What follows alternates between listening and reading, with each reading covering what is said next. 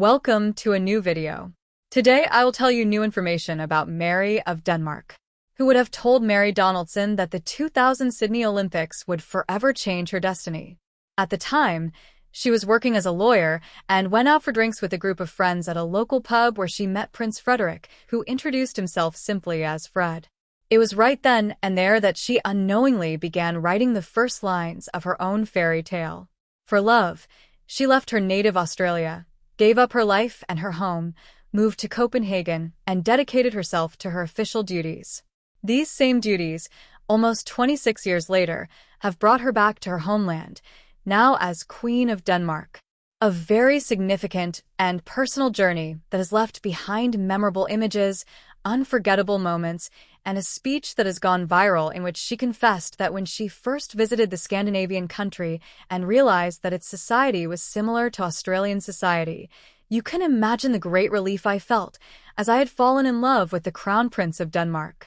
On the penultimate day of their state visit, the King and Queen toured the Royal Botanic Gardens in Melbourne, which boasts beautiful and diverse nature very close to its center.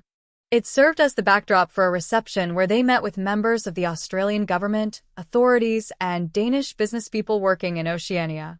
The gardens hold a special place in Mary's heart because "I used to live in South Yarra, very close to Toorak Road, so these gardens were practically my backyard."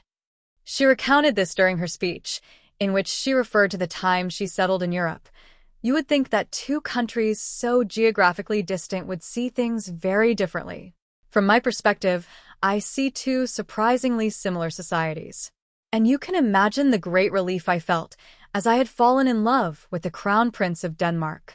In a speech full of winks and humor, Queen Mary recounted the great difficulties she faced when she settled in Copenhagen, and it has nothing to do with her radical change of life or coming from a reality very different from that of royalty.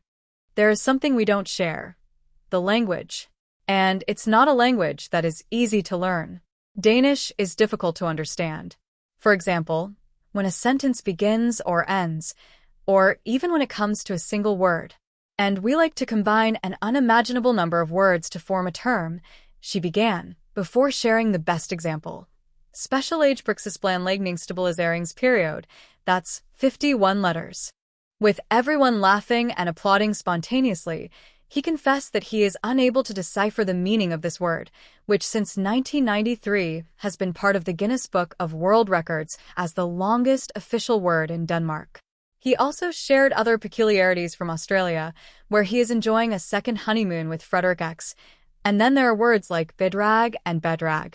The first means contribution, the second means fraud. It all depends on which syllable is stressed. The reunion with his wedding maid of honor. Among those present at the event was Amber Petty, a close friend of the Queen.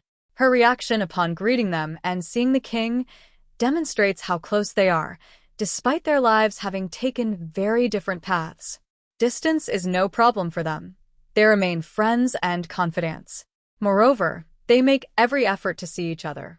The businesswoman was one of the bridesmaids at the royal wedding held in 2004 at Copenhagen Cathedral, attended by royal families from all over Europe. The other bridesmaids were Mary's two sisters, which shows how important her friend is to her. An account manager and public relations professional in the advertising sector, where she runs her own agency, Amber has also worked as a columnist and radio contributor. On a personal level, her relationship with Mark Alexander Erber, founder of the record label Golden Robot Global Entertainment Group, was widely publicized. This Thursday marks the final day of Queen Mary's very personal trip.